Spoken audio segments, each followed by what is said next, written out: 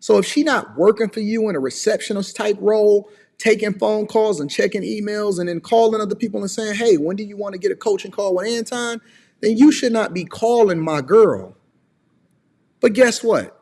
He has unlimited, unfettered access to your girl for the rest of his life because he has to have a co-parenting role, which he should, and he deserves to be playing a role in his child's life with your girl.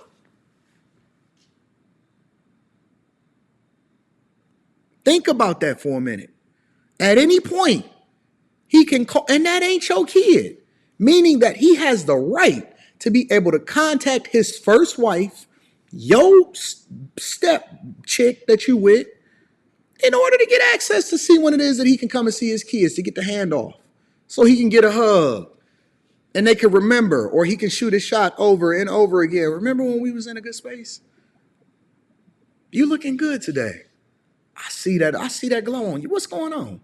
Oh, how y'all doing? Everything good? I'm very territorial. It's no reason in the world why any man should have access beyond the access that I authorize to the women that are around me at all. But he has unfettered access to your girl because you decided that you wanted to be with a step baby mama. Okay, so now we starting to get outside of the covering of what it was that marriage was supposed to be about in the first place.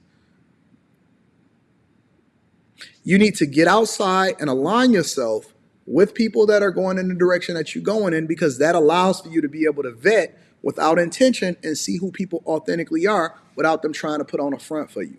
You can see whether or not they on time for work, what they sentiment is, what they do for a living, how they treat their friends, how they treat their mama, whether or not they can cook, whether or not they got trauma bonds. Somebody always hitting them up. They always on their phone 24/7. Do they got a nurturing spirit? Are they the type of person that volunteer and do things that's best for other people? Or are they always thinking about themselves? Are they on top of their business? Are they on work on time? Do they have multiple different jobs? Are they going to church? What type of church? What type of religious leadership are they? Do they go to a church that women lead? Do they expect for you to pay tithes? Where do they spend the majority of their money? Do they get tithes and offering? Are they the type of person that volunteer at church? Are they so immersed in church to where you got to go to church with them in order to be in a relationship with them? Or is this all of the stuff that you're going to have to deal with as a result of finding out something about them that you didn't like through the dating process and wasting your time every single day instead of networking with people that's going in the direction that you're going in, and then you can effectively vet and then attract yourself naturally to the people that you're aligning with. Don't date. Don't date. It's going to be the hardest thing that you ever try. Listen, if you want a wife, don't date. I didn't say if you want to bust her down. It's a completely different conversation, completely different live stream. I didn't say if you just wanted to get a one night stand. Hey, you know what I'm saying? She for the street. I ain't talking about that. If you meet a chick, I'll give you a real life scenario. Let's say you meet a chick and you see her, and she at the grocery store. Y'all running each other. You speak to her, y'all speak. Let's say y'all have a little brief conversation. Y'all decide to exchange information, or y'all followed each other or whatever. Or let's say y'all didn't. But then let's say y'all run into each other again or something like that. And you're like, oh, whatever, what's going on? Whatever. Maybe you run into each other at the bank. Who knows? I don't know. Just a random situation, right? Okay, so y'all stay in touch. Invite her to something. Don't take her out on a date. Invite her over to something that you were already going to do so you can see how she's operating in the presence of other people without any kind of obligation to do anything. And you ain't got to lead with, you ain't got to talk about, you ain't got to have a conversation about your money. You ain't got to spend nothing. You just want to see how authentically cool they are. Just invite them to an event, a situationship, a friend's house. Come hang out. Hey, man, we got this kickback that we doing or whatever. Yo, we about to go do trap karaoke at my homeboy's house. This is going to force you to do two things. A, start having a level of dick discipline.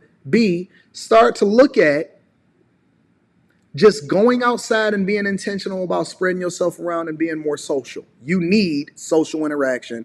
You need to continue to help you help yourself become a more social person. It's going to help you in life. It's a life skill to be social.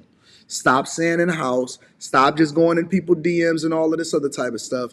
Invite people to events or things that you already are going to do or a part of, and don't worry about whether or not they like you. Just invite them and then mingle and have a good time and then see where it leads. Once you start to separate people based off of how they authentically are, then that's when you start to have the conversations that then lead into what it is that we're talking about as far as being successfully married. Now, let me get back to whatever it is that I was talking about as far as when you're going to go through things. You're going to go through things when you get married. But it's a difference. And remember, we're talking about being successfully married. We're not talking about getting married.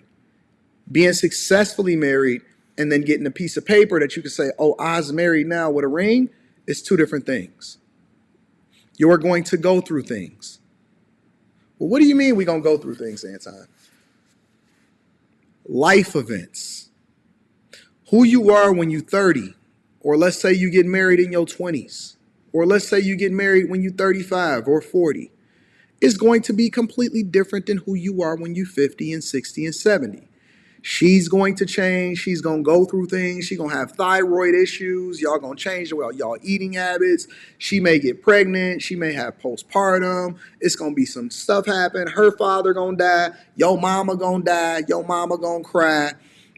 You're going to get new jobs. Y'all going to have different financial circumstances. You might lose a job. It's going to be the pandemic. A lot of y'all couldn't even handle being next to the person that you was laid up next to because y'all was stuck in a house together, and that's the thing that divided y'all or broke y'all up. When I say you're going to go through things, I'm saying that life is going to life, and it's going to change circumstances on a regular basis.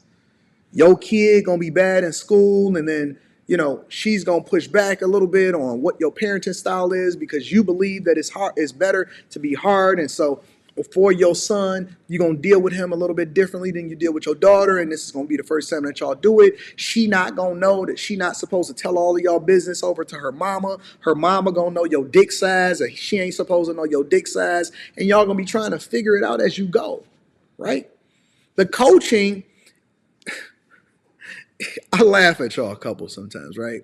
Because like y'all get what we call it, premarital counseling.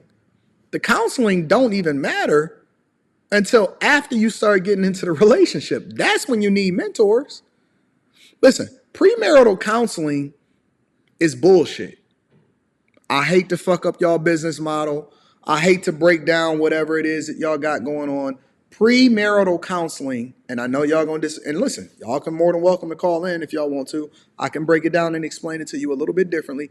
Premarital counseling, dating, anything that happens before you get married is all bullshit.